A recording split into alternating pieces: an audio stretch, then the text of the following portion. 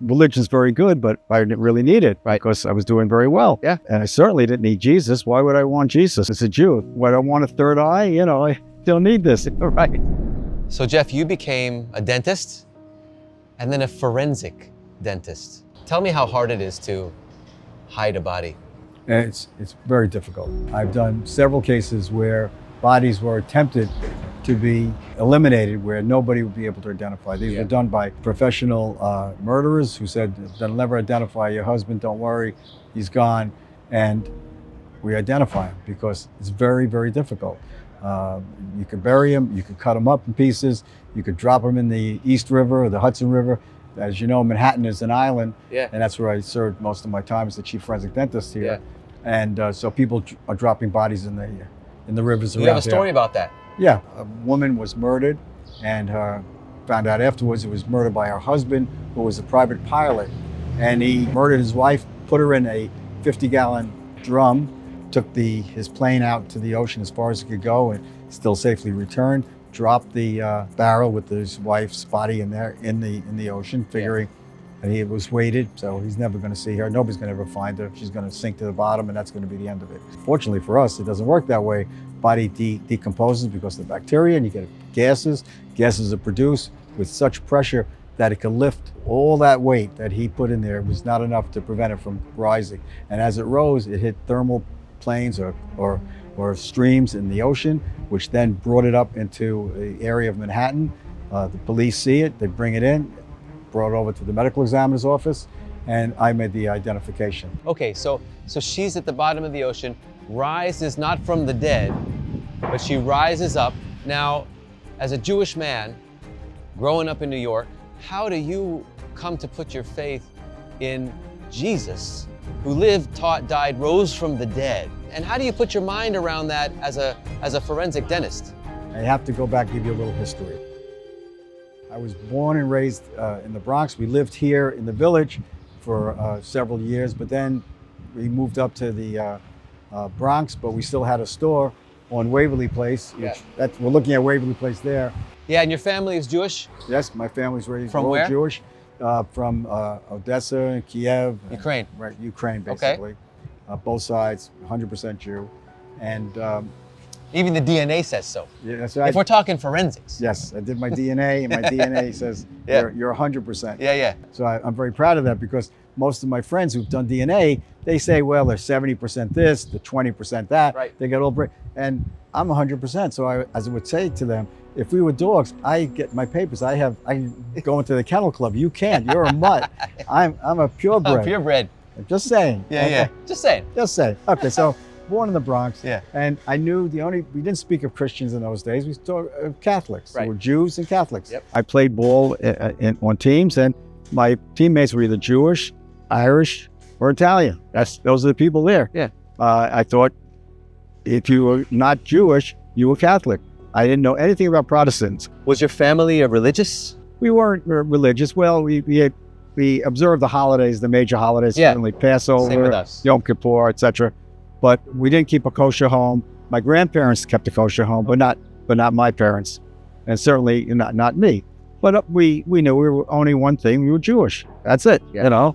And there was no reason to want to associate with the religion of my friends. I mean, I would eat in their home, and I played ball with them, but they went to church, and I went to a temple. I mean, synagogue. Yeah, that's what we did. Okay. Fast forward to becoming an adult. I went through school here. I went through City College, NYU Dental School, trained at Bellevue and NYU as an oral surgeon. And at the same time as I went to oral surgery training, I associated with the Office of the Chief Medical Examiner. That's where I learned to be a forensic dentist. Yeah. And I did that for over 30 years. Well, this is really important, because a lot of people will say that Jews find Jesus because they're uneducated and they just have this spiritual longing. They hit the bottom, and some nice Christian came up to them and shared with them the gospel. But it wasn't like that for you. You're a very intellectual man, a very successful man, and yet you wanted to find Jesus and the truth about the gospel intellectually. Yes. Exactly. It was just the opposite. Right. I didn't need anything. I was very well. I was doing very well in my practice. Yeah. I was practicing, I was on Madison Avenue and 57th Life Street. was good. Very pretty nice, prestigious area. Yeah. A big co-op on the Upper West Side. I mean, religion's very good, but I didn't really need it, Right. because I was doing very well. Yeah. And I certainly didn't need Jesus. Why would I want Jesus? I mean, not as a Jew. Would I want a third eye? Totally. Don't need this. Right. Okay, but at that time, I met from my office a wonderful, beautiful little young woman come in who became my wife. That's how we met. Yeah. My dental chair. And I proposed to her and she accepted. And she said, I'd like a religious service. Now, this is pretty strange because she was brought up as a Catholic till around 11. And then there was this dispute with some priest and they said, well, you don't have to go back to church. So Okay. she stopped going So they to left church. the Catholic Church at that point. Yeah, right. So she wants a religious service. So who's going to do this? I mean, I was basically an agnostic Jew. Right. I had not gone to temple since I was bar mitzvah or to somebody else's bar mitzvah. That was the last time I was really in a temple or a synagogue. Who was going to marry us? So we lived in the Upper West Side. We went to every church that was in the Upper West Side. And of course, they look at us as if we had two heads and say, well, wait, you're not Lutheran and you're not Lutheran. What are you doing here? Oh, we want to get married by a priest. Well, that's nice. Yeah, go to Vegas. Yeah, but you can't do it. Yeah, That'll go to work. some other place. We're not going to do it. Until a childhood friend of Susan, who was a wonderful guy, who also lived in the Upper West Side. This is like the late 70s, early 80s. And he said, I go to a church that has a woman who's the senior rector, an Episcopal church. Yeah. There's a woman. And I didn't know women were allowed to be. So she was one of the first ones ordained in the United States as a priest, as a rector. And he said, and the associate rector is a man called Steve Pogoloff. And I said, Steve Pogoloff, that doesn't sound like an Episcopalian sounding name. Yeah. It sounds like one of my tribe, huh? Yeah. And he certainly was. He was a Jewish believer who went to seminary and became a priest. So my wife, she was really glad to see a woman as the rector, and I was glad to see the associate rector as a Jew because he Jewish can guy. understand me. He understands. If I talk to him about food, he's not going to say bagel what. Right. He'll know. Okay. So we started going, and they married us. And after we got married, my wife wanted to get baptized in the Episcopal Church, so she was baptized. Okay. And I would sit under this senior rector, Carol Anderson, who was a wonderful proponent of the gospel. She really didn't miss words. She told us there's sin, you are sinners, and the answer to that is Jesus, and that's the way it is. Well, how'd you feel about that, being a Jewish guy hearing that you're a sinner? Well, I knew this guy was bad, and the guy over there was bad, but Yeah. not me. Right. You're not talking to me. Well, I didn't dump the body in the ocean. That's right. Yeah. I'm a good guy. I'm a good guy. So Carol seemed to have contacts all over the place. One time we had Desmond Tutu, from South Africa come. We had celebrity. I don't know how she did it, but she had real connections, and was wonderful for us because I got exposed to all these wonderful theologians and people. Yeah. But again, I'm not looking for Jesus. I'm there as an intellectual Jew to listen. Yeah, tell me about your ideas. I think that's good. She brought this guy in named Bob Mendelson. At that time, he was here in New York. He was at the Manhattan Station for Jews for Jesus, and he was giving a series at our church in the evening on the Jewish perspectives of Christianity. And Susan said, "Why don't you go?" I said, "Sure." And I took my best friend, who was also Jewish. Stan was there, and we had another person who was Jewish. So I wanted to come on because I'm going into the den of Gentiles. So Right. I want to, I don't know about this. Yeah, guy being let in Mendelson. by Jews. Yeah. So Mendelson. So I want to make sure we got guys backing me up. I said, no, we don't do that. You can say, yeah, tell them, Stan, we don't do that. What is he talking about? Right. And so Bob gave the gospel, and when they had the question answer period, I raised my hand and I said, wait a second, Bob, you mean to tell me that if I don't believe in Jesus, because I feel I'm a pretty good guy, I don't even cheat on my income tax, and I can say that with a straight face, and really, people say you're a really nice guy, I'm not going to go to heaven unless through Jesus? Is that what you're telling me?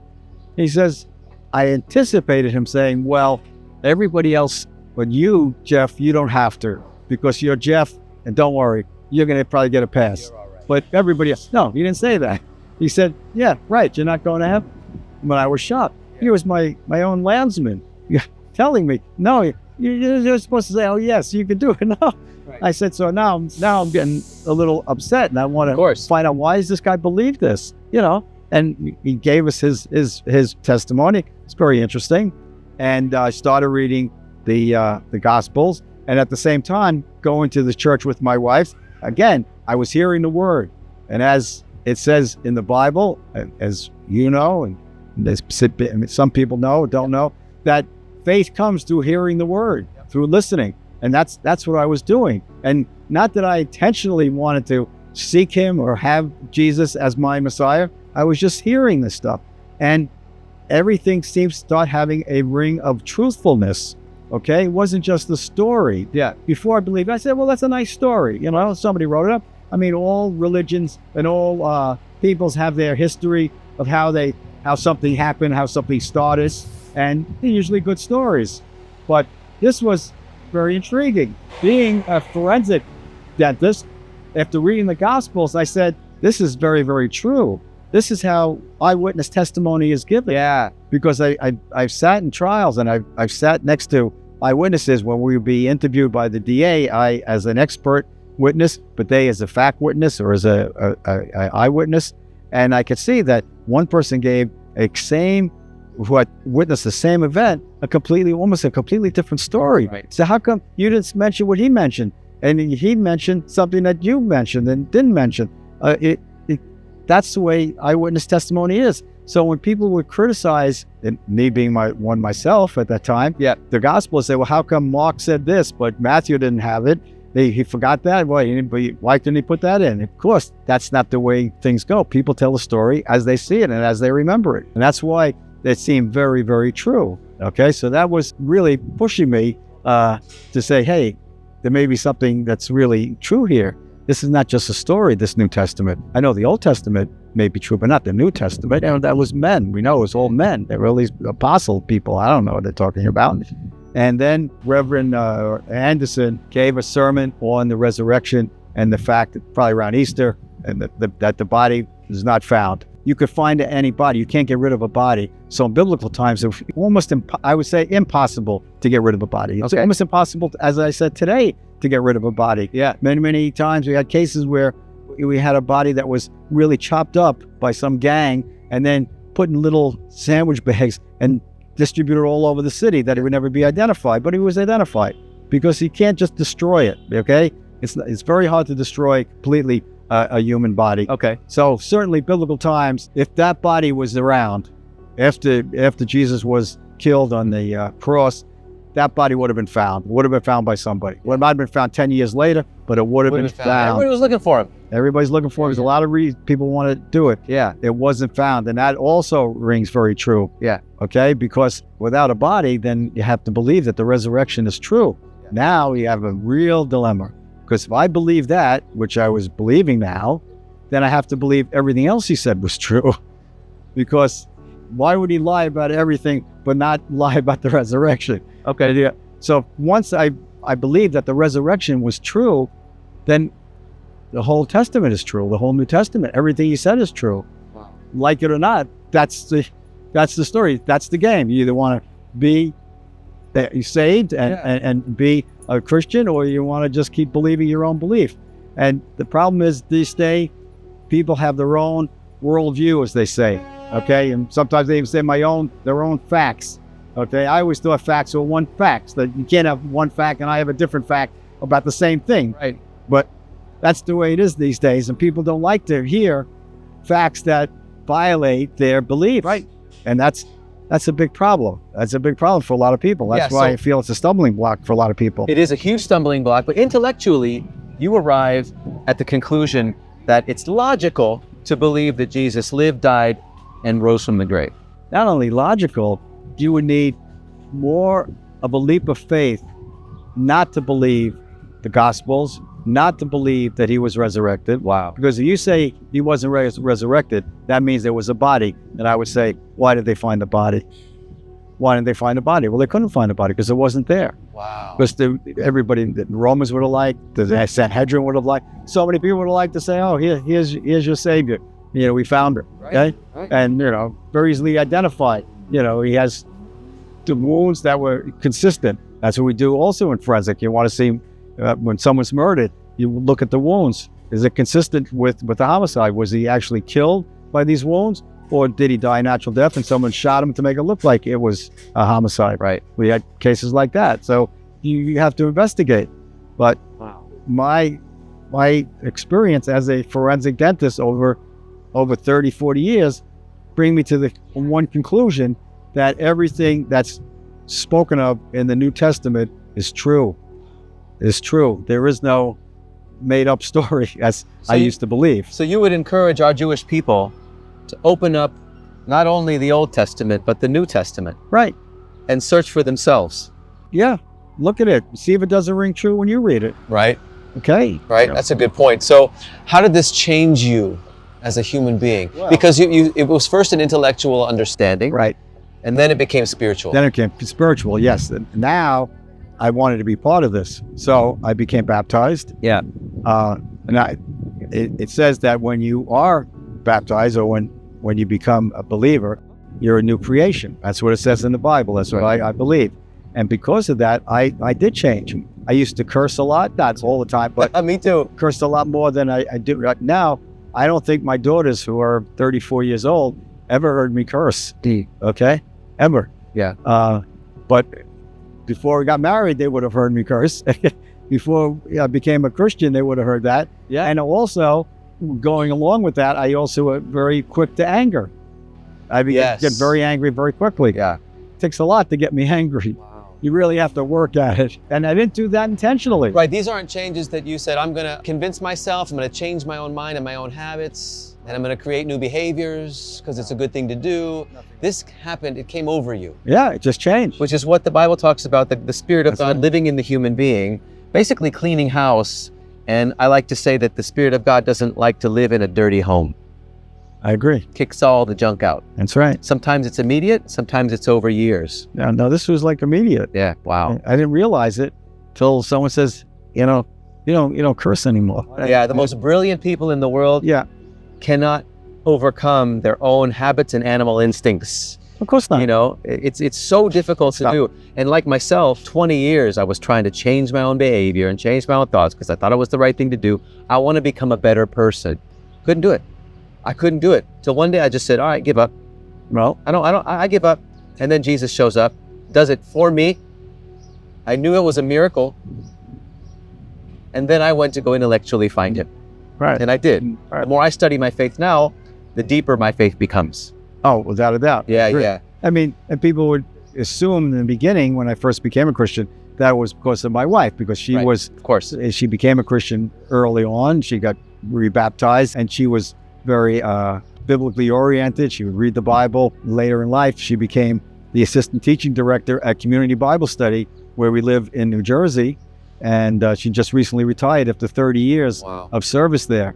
She was an example of what a Christian is. Wow. But I didn't do it because Susan asked me to. Yeah. She didn't say, wouldn't it be nice? But that flies in the face of being born again. A human being can't say, yeah, I'm going to become a Christian because others are doing it. Every person that becomes a real Christian has to have an encounter with the living God that changes them intellectually, spiritually, changes their heart in some way where they recognize Jesus. It's not, this is something cool to do. I'm a Christian. No, it doesn't work that way. And I think that's an illusion that a lot of people have in the world, that Christians are kind of raised Christian, they're born Christian. It's a group of people that just call themselves a certain label and they believe a certain thing. No, every Christian that's a true Christian has to have an encounter with the living God. Your wife had that, you had that. My wife and I had that on the same day, or we came to faith in Jesus. Wow. We came to faith in Jesus on the same night. And I think it's really smart that we can share Jesus with the world on an intellectual level, because a lot of people, they go through life based on their feelings. And I didn't want Jesus to be just a feeling for me. I wanted to love God with my mind. And people like you, very well educated, very successful, their life is together, understand Jesus with their mind, come to faith in him, and then have their spiritual transformation. That's Beautiful. true. Working in the Emmy's office for many years, I saw the personification of evil. What one human being did to another, I knew in my heart and intellectually there was some other force that was directing him to do that. That one person could not do things that I saw to another human being. Yeah. Okay? I knew there was this evil force. As a matter of fact, sometimes we would even feel it as I would go down into the mortuary division where all the bodies were, where they were being autopsied or they were being put back into the refrigeration unit. Thinking about it now, there was the feeling of evil that was right there. Pure evil. And if you believe that, which I did believe that there's evil, then you have to believe the corollary that there's good.